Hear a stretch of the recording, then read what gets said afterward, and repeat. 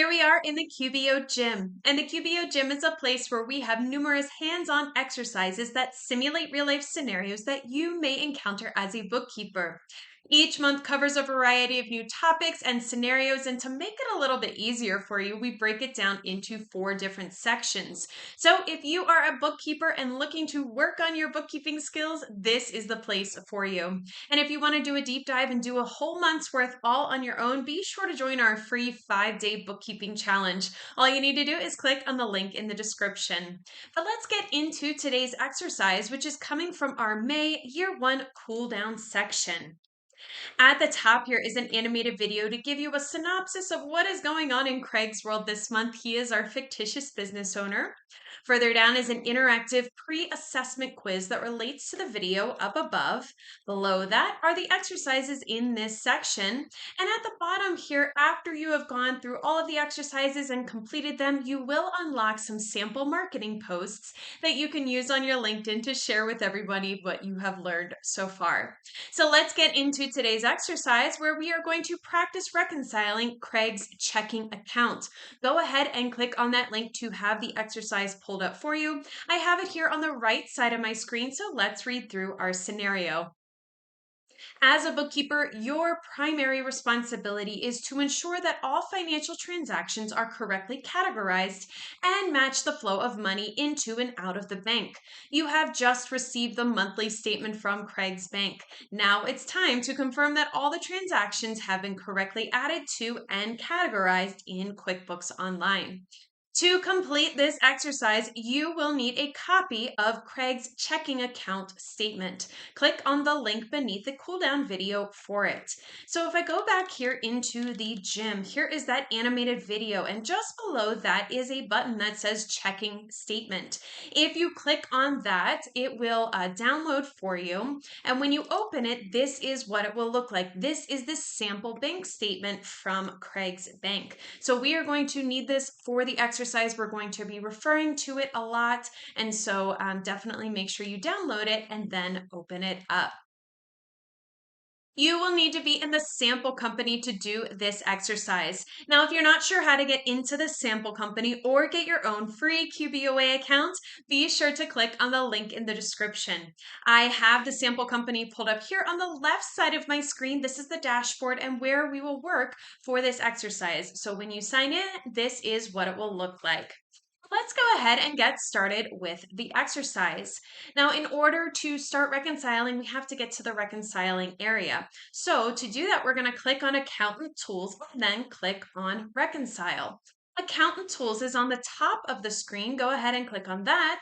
And then under Quick Links, you will see Reconcile. It's the third one down. Go ahead and click on that. Now you will see 2 welcome messages appear. It's these next 2 couple of steps.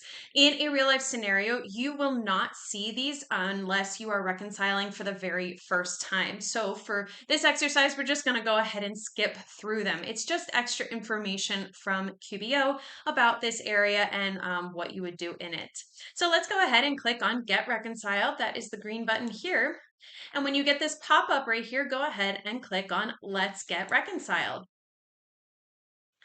Now you will note that the checking account is already selected. That is right here, which is great because that is what we are reconciling today. In the ending balance, we need to enter what is on the sample bank statement. So if we go in here and we look at this right now, the beginning balance says $5,000. It has all the deposits and payments. And then here we have our ending balance, $4,551.67. So if I go back into here and click on that ending balance, I'm going to type 451.67. I think is at 45, excuse me, 4551.67. 4551.67. All right, so in a real life scenario, you would use the ending date from the bank statement. But from the purposes of this exercise, we're just going to enter today as the ending date. So it would be found here. It just says period ending today, and that is because the sample company is always changing dates. And so to make it a little bit easier and make sure that these exercises, we can do these exercises no matter when we do it in the year, we just leave it open-ended and have it ending today. So in that ending date field, if you type a lowercase t, you will get today's date. So this is all filled out here. We can go ahead and start reconciling. Click on the green Start Reconciling button, and you will see this screen appear. Now, if you get any kind of informational pop-ups, just go ahead and click out of them. Once again, it's just QBO trying to be extra helpful for us. Now, if this is your first time reconciling, this may look a little intimidating. So before we move on, let's just go over and review a little bit more of what you are looking at on your screen. So the first thing here, the beginning balance, is the ending balance from the last time that you reconciled. It cannot be changed. That beginning balance is right here. The statement ending balance is what we just entered on the previous screen, and this is from the bank statement. Now you can see that right here, that $4,551.67 that we just entered on the previous screen is the statement ending balance.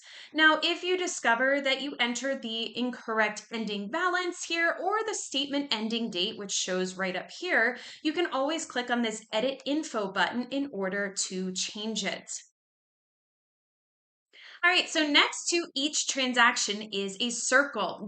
Which let me move over here so you can see, here are those circles on the end of each transaction that is showing here. Now, this will have a blue check mark if the transaction has already been marked clear, such as when you're processing the bank fees. So if you click on this particular circle because you are finding it here on the bank statement, then you would click on it and it would turn into a blue check mark. Now, when a transaction has been checked, it is added to the total payments or deposits, which is right up here in this area. As you can see, as soon as I clicked on that check or that circle right there and it has the check mark, that $300 payment moved up here into the payments area. I'm going to uncheck it so that we have a clear screen, and you can see it went back down to 0. Now, the cleared balance is the beginning balance minus the payments and deposits. So your cleared balance is the beginning balance minus the combination of the payments and deposits equals the cleared balance. And finally, the difference is, which is found right here, is the statement ending balance minus the cleared balance equals the difference. The ultimate goal here when reconciling is to make sure that the difference is 0. When it is 0, then that means that everything that is on the bank statement is matching correctly in QBO.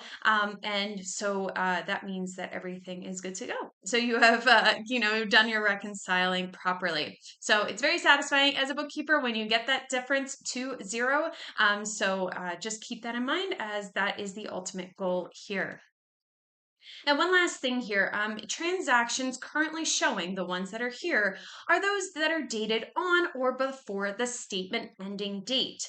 You can always turn this filter off by clicking on the X. This is the filter right here. If you click on that X, it will show you any kind of transactions, which is what you may want to do if you cannot find a certain transaction. It may have been added with an incorrect date. These are called hidden or rogue transactions. And so if you're looking for something that is on your bank statement but not showing up here, it's maybe a good idea to clear that filter and just see if maybe it's been added with an incorrect date. All right, so in the remaining steps of this exercise, we are going to complete the reconciliation by checking each transaction until the difference here is 0.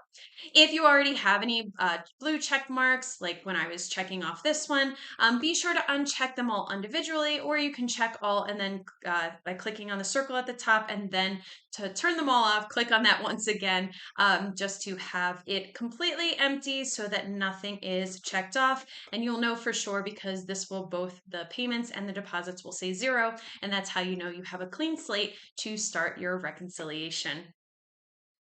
When starting to reconcile in the sample company, you will need to close several navigational pop-ups. I already did that. If you have not done that, be sure to do that as well. When finished, we will begin the reconciliation by finding and checking all of the deposits. So let's narrow this list down a little bit and only see the deposits by clicking on deposits. That is this tab right here. Currently it was showing all, and now we are only seeing the deposits. And the the reason that we're doing that here is because if we go back to the sample bank statement, you will see that it is broken down by deposits and other credits and then checks and other debits. So if your bank statement in real life is set up this way, this may be a little bit easier to do so that you can kind of filter out and only see the ones that you want to see in this section showing here in QBO.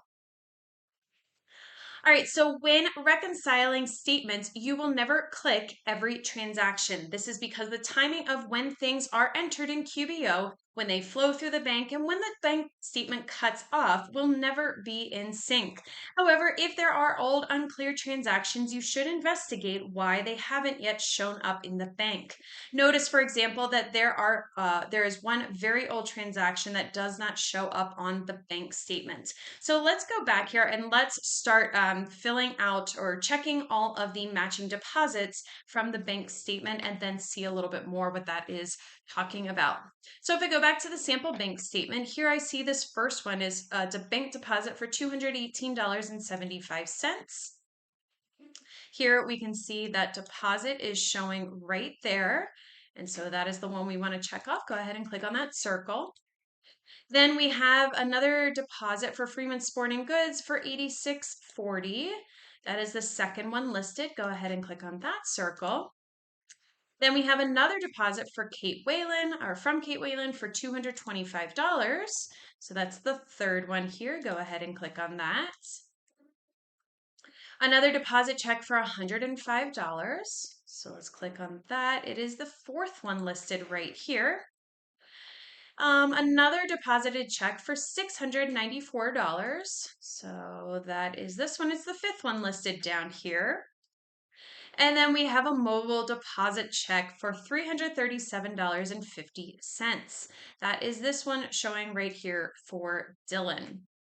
So there are these 6 right there and the 6 that are showing right there. Now let's go back and look at the one that is mentioned here in the exercise. We're going to click on the Bill's Windsurf Shop transaction. So click anywhere on that line. Don't click the circle, but anywhere on that line to have this expanded. We're going to click on Edit so that we can view this transaction. Go ahead and click on that. All right, and from this screen, it appears that Craig received check 1053. You can see that right here by that reference number field, and deposit it directly into his checking account. The fact that it's not in his checking account would indicate that he didn't in fact actually do it. More likely, the check is lying around somewhere still waiting for Craig to deposit it. Checks that haven't been deposited yet belong in undeposited funds. We will update the record to reflect that and then make a note to talk to Craig about where the check may be. So in the deposit to field, we're going to select undeposited funds. So this checking right now, currently it is saying checking because it's assuming that he just already physically deposited into the bank, but as we can read from the scenario, he has not. And so you need to put it in a holding account until it physically makes its way to the bank, and that is what this undeposited funds account is for. So click the down arrow here in the deposit to field, and then select undeposited funds, which is the last one on that list. And then we're going to click on Save and Close. Go ahead and click the green Save and Close button. It's going to ask if you want to save the transaction, and the answer is yes. This is not going to be affecting anything else, so go ahead and click on yes to modify it and save it. And you can see that has now been updated. And if we are back here in the reconciliation screen, you will see that it is no longer showing, although if I click on deposits, you'll be able to see it a little bit better, that it has now disappeared. It's no longer in the checking account because it has not actually made its way to the bank at this time. So if you get these informational pop-ups, just go ahead and click out of them once again. All right, so next we will find and, oh, I lost my screen. We will next find and check all of the withdrawals. So to do that, we're going to click on payments to only see those payment transactions. That is this tab right there. And now we're only seeing those in the payments. We're going to continue using the sample bank statement to find and check the matching withdrawals. So go back to that bank statement and let's go through each one. So this first one here for $300 is for Robertson and Associates. That happens to be this top one right here. Click on that circle. Check number 2 for 1808. Let's see, 1808. Scroll down a little bit. It's about halfway down this list. It's the one for Mahoney Mugs. There's check number 2 for 1808. Then we have one here for the Board of Equalization for $38.50. If I scroll back towards the top, I believe it's up there.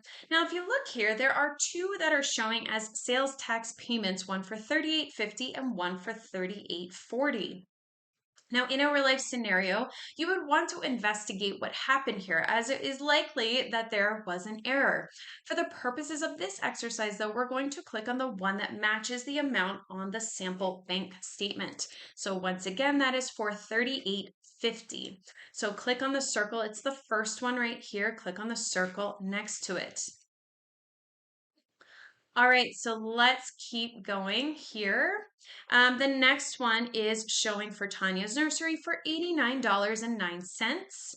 So that is the 1, 2, 3, 4, 5, 6th one down. Tanya's Nursery, $89.09.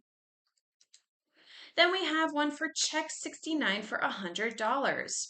So if we look here for $100, now there's $100 here that is a check, but there is no number here. In QBO, there is a check transaction for $100, which we just identified right here, but it does not show that check number 69. In a real life scenario, you would want to be certain that this is the same check. Now, many banks provide a copy of the check with the statement or make it available online for you to verify. For the purposes of this exercise, we're going to assume that it is the same. However, we want to add that check number for reference if we ever need to go back to it. So we're going to click on that transaction, the one for Tony Rondonu. So click into that to expand it. And then in the reference number field, we want to type 69. That is this one right here. Click into it, type 69, and then click on the green Save button. And now that has been added to that check right there. And let's go ahead and click on the circle next to it to indicate that it is cleared. All right, so we're going to continue going on with the sample bank statement, looking at it to check all of the matching withdrawals. So let's go back here. We have check number 70 for $185. So check number 70 for $185. Scroll to the top. Here it is right here for Chin's Gas and Oil. Check 70. Then we have one for Tanya's Nursery, $108.09, which is right here. Click on that circle. Then we have one for Hicks Hardware for $24.36. So Hicks Hardware, here is the one for $24.36. Now, note that we are using the same session of the note that if you are using the same session of the sample company that was used for the warm-ups, the Hicks Hardware transaction of $24.36 will now be $24.38. You'll want to click on the transaction and edit the amount, similar to what we just did with when we added the check number in the previous statement. Notice that there are a lot of checks not on the bank statement. Now, before I move on through all of this, let's continue on. But just as a note here, if you are doing this in the same session of the sample company that you did the warm-up exercises in, you would just want to click into that transaction, edit the amount here, and then click on Save. But since I am in a new session of the sample company, it is showing the proper amount, and so I'm going to go ahead and click on the circle next to it. All right, so then we have one for Squeaky Clean Car Wash for $19.99. If I scroll back to the top here, let me look through. There is that one for Squeaky Clean Car Wash for $19.99. It's right under the one that check 69 for $100. I will mention here that there is another one down here for $19.99. If you are doing this in a real life scenario, you would want to investigate which one is the proper one to use. If there's only one here on the statement, and you would know which one is the proper one because the date that is on the sample bank statement would match the date that is here on this column. So we're just going to click on the one that's up here towards the top, but just keep that in mind as you're doing this in real life. All right, so another one for Bob's Burger Joint for $5.66. That is right here under that Squeaky Clean Car Wash one. Then we have one for Chin's Gas and Oil for $52.14. So that is under that one. Go ahead and click on that. Then we have another one, check number 4 for $54.55. So I'm going to scroll back here at the top. Here is that check number 4. It is the third one listed here, $54.55. Click on that transaction there, or the circle next to it. One for $900 from Hall Properties. So that one for them, scroll down, here it is, about halfway down that list. And as you can see, that difference is changing. It's getting closer and closer to 0 as we continue to mark things off. Another one for Hicks Hardware for $215.66. That is right here. Click on that one. And then one final one, a debit transaction for Bob's Burger Joint for $3.86. Now I'm going to click on that one. And when I do, you will see that the difference is now 0. So everything that is on that sample bank statement is now matching here in QBO. So we've done it. We did it correctly. Now let me go back to the exercise here and some of this information. You'll notice that there are a lot of checks not on the bank statement, but are showing here. Here you can see some checks that are showing here, and this is completely normal. Many people take a while to cash the checks they received, and there will always be more transactions in QBO than go through the bank. The objective here is to make sure that the bank transactions have been recorded in QBO. However, like with the deposits, if there are old unclear transactions, you should investigate why they have not shown up in the bank. For example, the Robertson and Associates transaction is troublesome. This does not appear to be a check. Perhaps it was an ACH payment, transaction. Why wouldn't have gone through the bank? It just doesn't make sense and would require some further investigation. I'm going to click on all so that we can see what this one is. It's talking about the expense 12, which is this one right here. And to get to this screen, I just clicked on all so that I could see all of them here. For now, however, we have achieved our goal of 0 difference, and the reconciliation is now complete. So congratulations, you did it.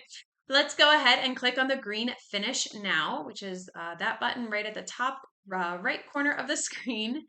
And then you will get this pop up right here. Now, in a real life scenario, you would be able to attach the bank statement here.